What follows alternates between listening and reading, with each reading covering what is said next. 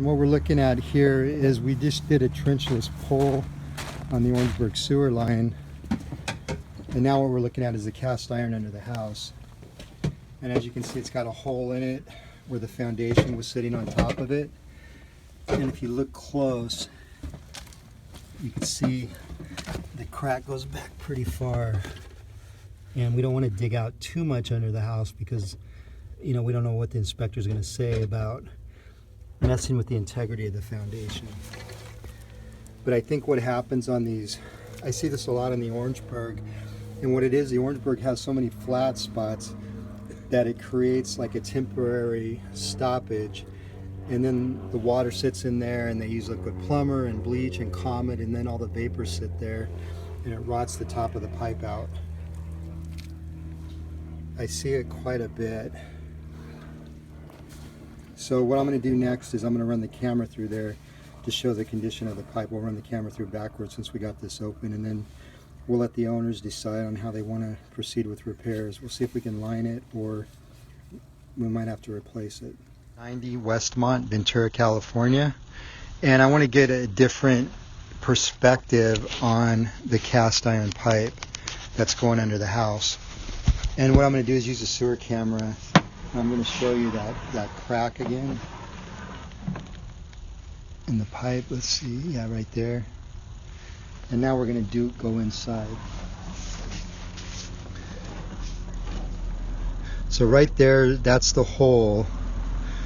Let me turn the camera around. And there, that's the hole I just showed you. So we're going back. And as you can see, the pipe is really, really in bad condition. And there's where the toilet is. And we're going back slowly. And there's where the shower ties in. So I'm proposing to replace that section of pipe. If you see all this buildup, there is ways to maybe rehab that pipe, but with that crack, it's almost impossible to do that. It's just a waste of time to rehab it and line it. But I'm going to go back and show you what happens when there's Orangeburg and when the problem is the Orangeburg is created like a temporary stoppage. If you saw those places, it was flat, and then the water just stays in there all the time, and it works like a storage for the inside the cast iron, and the vapors from, like, say, bleach and Comet and who knows what else, you know, they pour down the drain, maybe even Drano, and the vapors wear it out from the top. It seems like the bottom is usually in better condition than the top. And it's the same with septic tanks too. We dig up septic tanks and the lids are disintegrated, and it's because of all the vapors.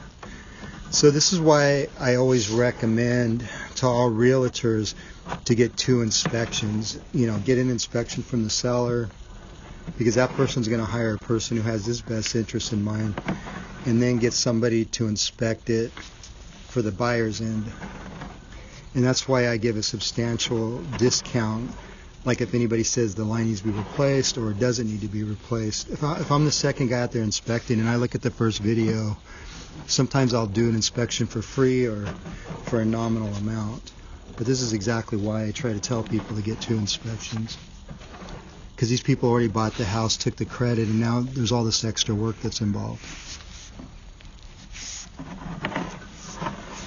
And there's our pipe that we just ran trenchless to replace the Orangeburg. And there's the property. Try to turn this camera around. Thank you for watching.